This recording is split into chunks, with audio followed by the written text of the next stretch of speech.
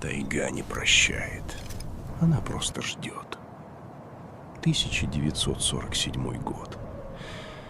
После войны страна считала победы. А здесь, на севере, продолжалась другая война. Тихая, без орденов и без конца. ГУЛАГ не был лагерем. Он был огромной белой могилой без крестов. 1000 километров ничего. Только мороз, который кусает кость, и голод, который выворачивает кишки. Человеческая жизнь здесь стоила меньше, чем обломок сухаря. Иван не был героем. Он был солдатом. Прошел от Москвы до Берлина. Видел, как умирают. И выжил. А дома его встретила 58-я статья. Антисоветская агитация. Кто-то донес. Или он сам сказал лишнее. Неважно. Система не разбирает. Она просто берет. Его отправили валить лес. В минус 45. В лаптях. С пайком, от которого умирают за 3 недели. Но он не умер. Он смотрел на колючую проволоку каждое утро и думал одно. Лучше замерзнуть в лесу, чем сгнить здесь. Лучше умереть свободным, чем жить рабом. Он убежал. Без карты, без компаса, без куска хлеба. В кармане только обломок заточенной рессоры. И ярость. Такая, что греет сильнее костра. Его искали год. Потом второй. Собаки выли до хрипоты. Люди матерились и отмораживали пальцы. Через 10 лет официально признали погибшим. Имя вычеркнули из списков. Как будто его никогда и не было. Но он не умер. Он стал призраком. А когда спустя десятилетия вышел к людям, он не узнал этот мир. Сталин уже 3 года лежал в мавзолее. Берия был расстрелян. ГУЛАГ трещал по швам. А он все еще вел свою войну. Один против всего.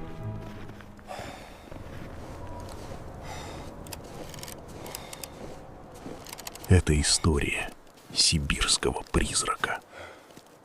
И она началась в ту ночь, когда метель накрыла лагерь как саван. Иван. Просто Иван. На фронте был разведчиком. Маленький, жилистый, быстрый. Немцы его не взяли. А свои взяли после войны. За слова. За то, что не умел молчать, когда видел, как ломают людей. Приговор — 10 лет строгого режима. Север. Лесоповал. Лагерь встретил его сразу. Построение при минус 40. Охранники с овчарками. Баланда, в которой плавает только название. 400 грамм хлеба. И работа до тех пор, пока не упадешь. Многие падали и не вставали. Кто-то резал вены обломком стекла. Кто-то просто ложился в снег и ждал. Иван не ложился. Он смотрел, запоминал, считал.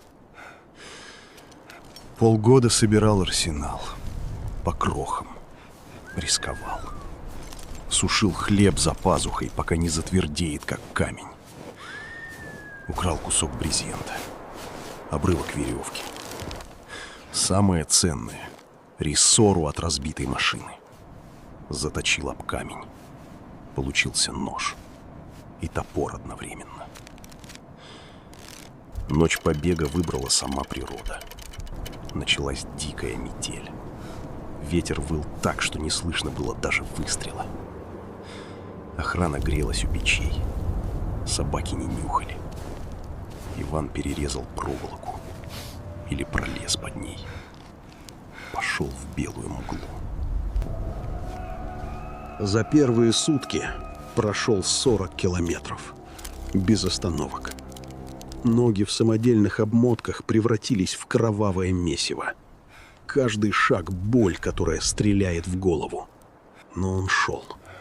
Потому что назад смерть медленная. Впереди смерть быстрая. Или свобода. Лай овчарок затих. Тайга приняла его. Или начала убивать.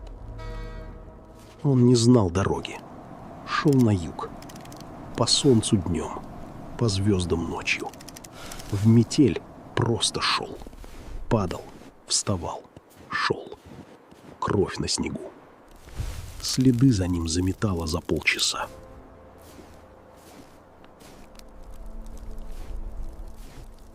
Это был не побег. Это был прыжок в никуда. И он прыгнул.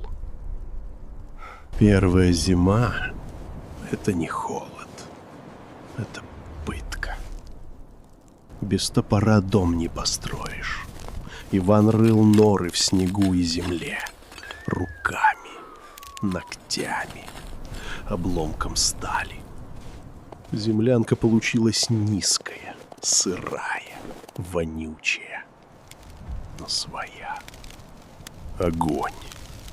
Чтобы добыть первую искру трением дерева о дерево, ушло 3 дня. Руки в крови, глаза слезятся от дыма. Когда первый дым пошел из щели, он заплакал. Не от радости, от страха. Дым могли заметить, и тогда все кончится. Еда стала навязчивой мыслью. Он ел кору сосны, только внутреннюю, белую. Варил хвою. Искал под снегом замерзшую клюкву. Первый заяц, пойманный в селки, был съеден почти сырым. Кровь текла по подбородку. Он не замечал. Но были и другие, кто хотел есть. Однажды ночью к землянке пришел медведь-шатун. Большой, черный, голодный. 2 хищника смотрели друг другу в глаза при свете луны. Один по праву рождения, второй по воле обстоятельств. Иван не отступил, не побежал. Просто стоял с ножом в руке и смотрел. Медведь ушел. Или Иван его отпустил. Кто кого отпустил, уже не важно. Чтобы не сойти с ума, он начал делать зарубки на стволе старого кедра. Каждая зарубка — день. Каждая зарубка — победа. Иногда он разговаривал с деревом. Иногда с самим собой. Громко, чтобы услышать человеческий голос. Он думал, что это самое страшное. Он ошибался. К 3-му году Иван перестал быть человеком. Одежда сгнила. Он сшил новую из шкур. Береста пошла на обувь. Двигался бесшумно, как рысь. Чувствовал зверя за 100 метров. Но самая большая угроза была внутри. Одиночество выедает разум быстрее голода. Чтобы не забыть речь, он вслух читал стихи, которые помнил с фронта. «Жди меня, Симонова». Военные песни. Рассказывал деревьям свою жизнь. От рождения до лагеря. Деревья молчали. Это было лучше, чем тишина. Он шел на юг, обходил любые дымы. Дым от костра вдалеке вызывал панику. Паранойя стала вторым «я». Каждый хруст ветки — затвор винтовки. Каждый след на снегу — конвоир. Цинга шатала зубы. Десны кровоточили. Он делал отвары из хвои. Ел сырую рыбу. Тело стало твердым, как кора лиственницы. Чувства обострились до боли. Он слышал, как растет снег, как дышит дерево. Он больше не бежал от тайги. Он стал ее частью. Но иногда, ночью, он стоял на краю обрыва и думал: один шаг, и все кончится. Ярость тянула обратно. Ярость на систему, которая украла у него жизнь. Он думал, что уже ничто не может его сломать. Он еще не знал, насколько сильно может хотеться умереть. В окрестных деревнях поползли слухи. Охотники находили странные стоянки, без единого металлического предмета. В зимовьях пропадала соль, спички, иногда топор. Зато на пороге оставались тушки пушных зверей. Свежие, чисто освежеванные. Люди шептались: лесной дух, леший, призрак. Иван видел людей издалека, из кустов. Смотрел, как они живут, как смеются, как ругаются. Иногда видел детей, и тогда внутри что-то сжималось. Но он не подходил. Не мог. Мир менялся. Над тайгой все чаще гудели самолеты. Однажды услышал далекие взрывы. Где-то строили железную дорогу. Он не знал, что Сталин уже 3 года в земле, что Берия расстрелян, что ГУЛАГ реформируют. Для него война продолжалась. Каждый день. Иногда накатывало отчаяние. Зачем? Ради чего гнить здесь? Он стоял на краю обрыва. Долго стоял. Ветер трепал шкуры. Один шаг — и тишина. Но ярость всегда тянула обратно.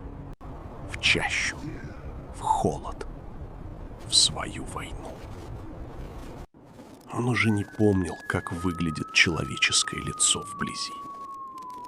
Но помнил, зачем бежал. Лето 1957 года. Иван наткнулся на группу геологов. Молодые ребята. Смеются, курят. У них техника, палатки, консервы. Он наблюдал 3 дня. Потом вышел. Заросший, в шкурах, с безумными глазами. Они оцепенели. Приняли за йети, за лесного человека. Первым делом он попросил зеркало. Увидел старика вместо 30-летнего мужчины. Глубокие морщины, седые волосы, глаза, которые видели слишком много. Он зарыдал. Первый раз за 10 лет. Разговор давался тяжело. Слова застревали в горле. Когда ему сказали новости, он долго молчал. Сталин мертв. Берия расстрелян. Амнистия. Статья 58. Больше не та. Мир, от которого он бежал, испарился. А он остался чужой. КГБ допрашивало его долго. Не верили. Проверяли на шпионаж, на связи с бандитами. Били? Возможно. Он уже не чувствовал. В конце концов оставили в покое. Но стены душили. Шум городов резал уши. Он ушел в лес. Работал егерем. До конца жизни. История Ивана — это не про выживание. Это про то, что система может забрать все. Имя, годы, лицо. Но не может забрать одно, если внутри горит огонь, который она не зажигала. Он выиграл. Ценой 10 лет. Ценой почти безумия. Ценой человеческого лица. Мы часто жалуемся на быт, на начальство, на цены. А теперь представьте. 10 лет. Один. Против тайги. Против себя. Против всей машины, которая хотела тебя стереть. Сколько дней вы бы продержались? Что стало бы вашим главным врагом? Холод или одиночество? Пишите в комментариях. Подписывайтесь на военные хроники. Здесь мы помним тех, кто не сдался. До встречи в следующем выпуске.